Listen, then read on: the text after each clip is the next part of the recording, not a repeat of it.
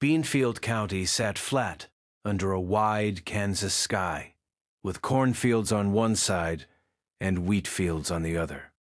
At the edge of town, the fairground sat next to the old grain elevator, which stood by the railroad tracks like a gray box that had grown up out of the dirt. People in Beanfield did not think much about the elevator most days. It was just there. It had big doors, tin walls, and a long shadow in the afternoon. But on Fair Week, it became part of everything. If you needed shade, you stood by it. If you needed a landmark, you pointed at it. If you needed to know where the parade was, you looked for the elevator and the smell of popcorn.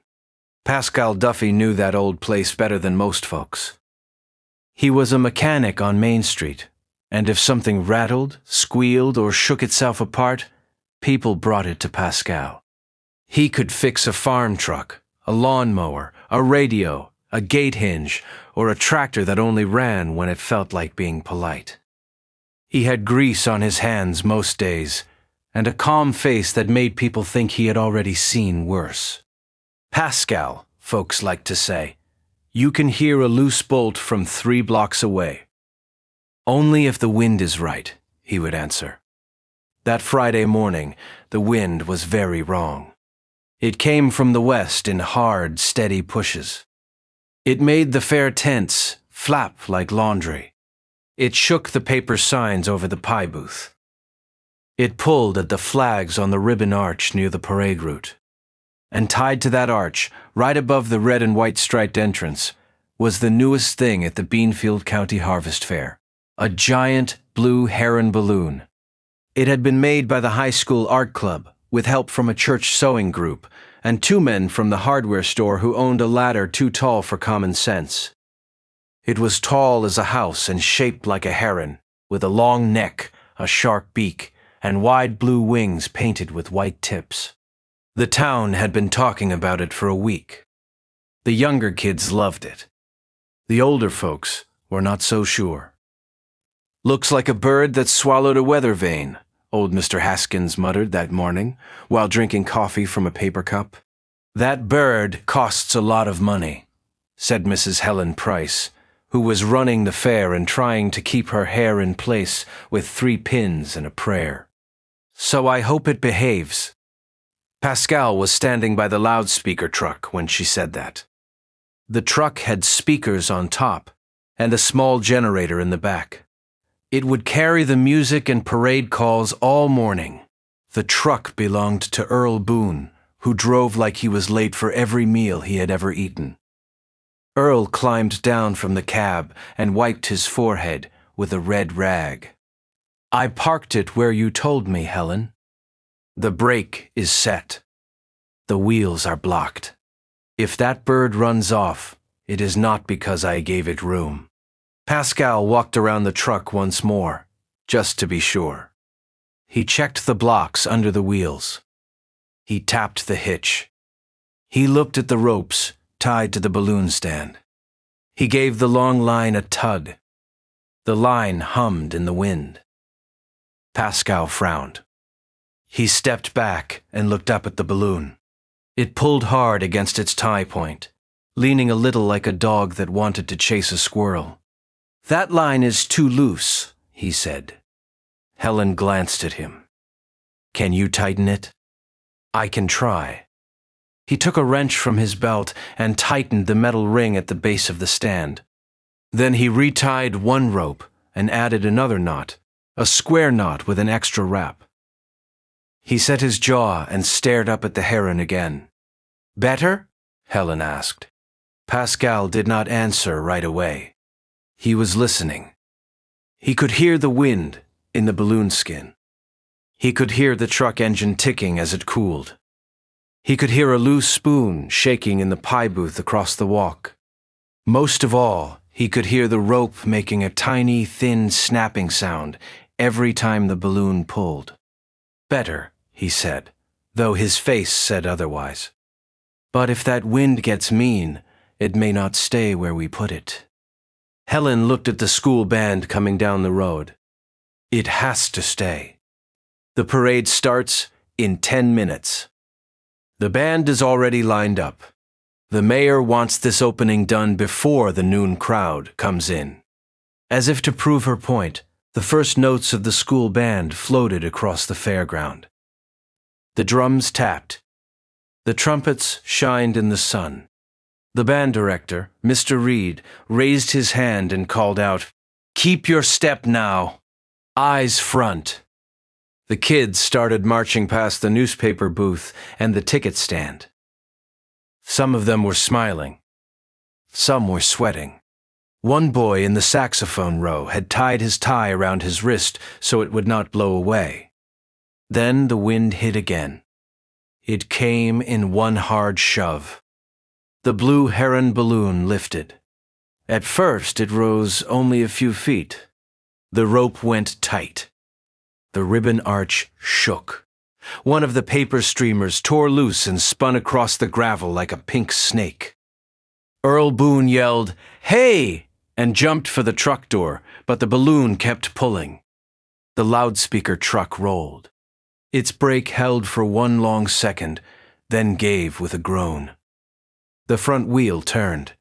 The truck started to move, slow at first, then faster. The ribbon arch tilted with it, dragged by the balloon line. People backed away. A little girl dropped her ice cream. A man in a straw hat grabbed his wife by the elbow and said, "Move, Ruth, move." The band did not stop. Mr. Reed waved his arms and shouted, "Keep going! Keep going!" The trombones kept marching. But now the notes wavered because the boys were trying to watch the giant blue bird in the sky at the same time. One tuba player tripped over his own shoe and nearly sat down in the dust. Another boy shouted, "That bird is taking the truck." It was true.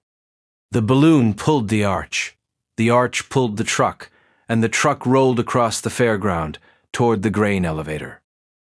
Helen Price let out a sharp cry. Pascal. Pascal was already moving. He ran after the truck, slipped on the gravel, caught himself on a fence post, and kept going. The wind pressed his shirt flat against his back. The balloon rose higher and drifted toward the tracks. If it got caught on the elevator corners or the old power lines by the loading dock, it could rip apart. If the truck hit the elevator wall, it could smash the loudspeaker and maybe knock the generator loose. If the band got tangled in the mess, the whole parade would stop.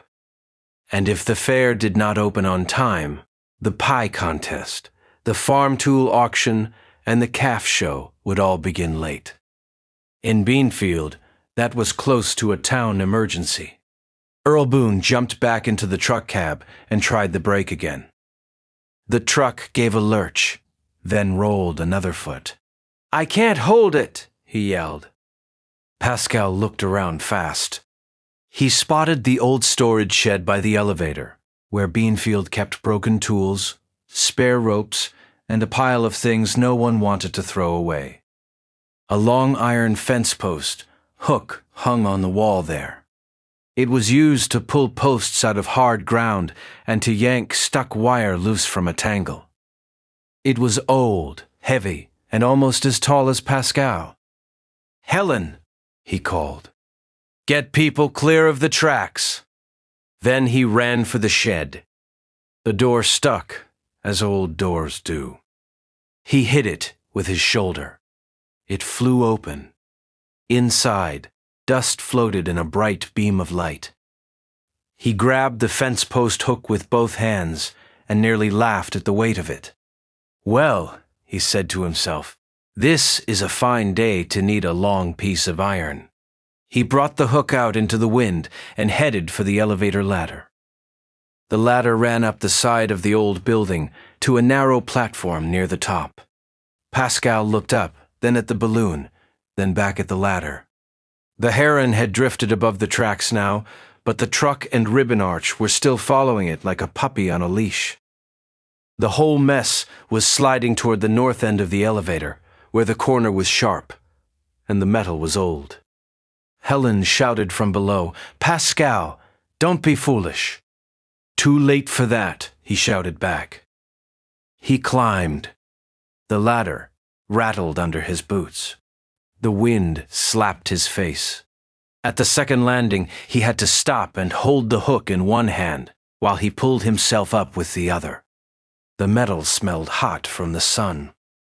Far below, someone in the crowd gasped as the balloon tugged again and lifted the ribbon arch halfway off the ground. Pascal kept climbing. At the top was a narrow platform with a rail around it and a view across the whole fairground. From there he could see the popcorn booth, the tractors lined up for the show, the pie tent, the baseball diamond, the parked cars, and the band trying to turn in place without losing step. He could also see the balloon, huge and bright against the sky, with its blue wings spread wide like it wanted to fly all the way to Colorado. The heron line had snagged on the arch. The arch was bent sideways. The loudspeaker truck was still rolling, but not far now. One more pull, and it might slam the elevator wall. Pascal planted his boots, lifted the hook, and waited for the wind. It came. He swung the hook out and up.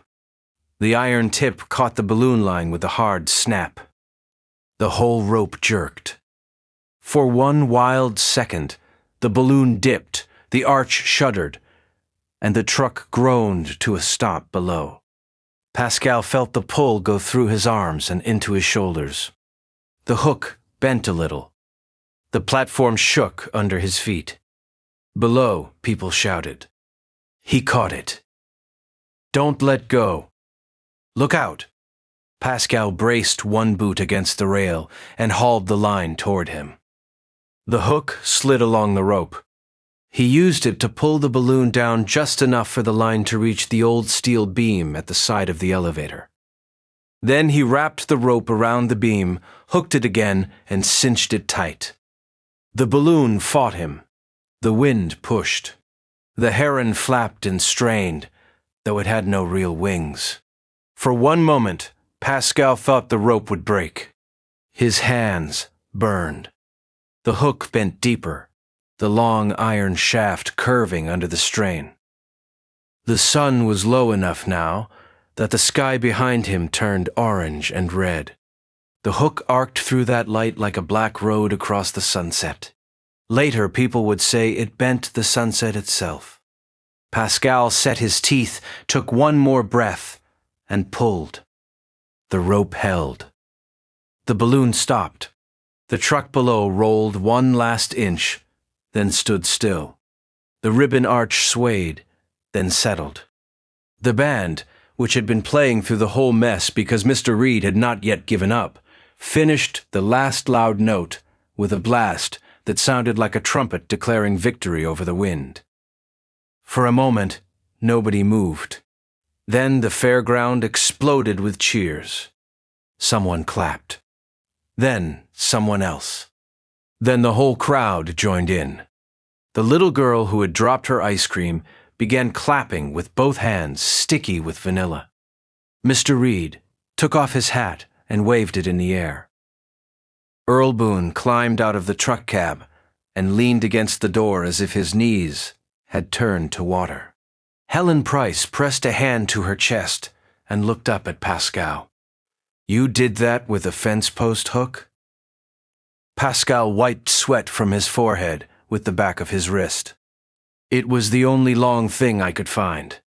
"Well," she said, "it did the job." Pascal looked at the hook, still bent in a gentle curve.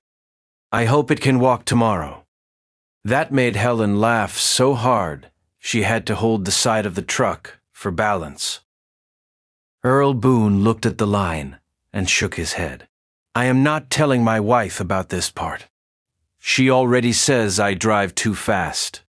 "You do," Helen and Pascal said at the same time.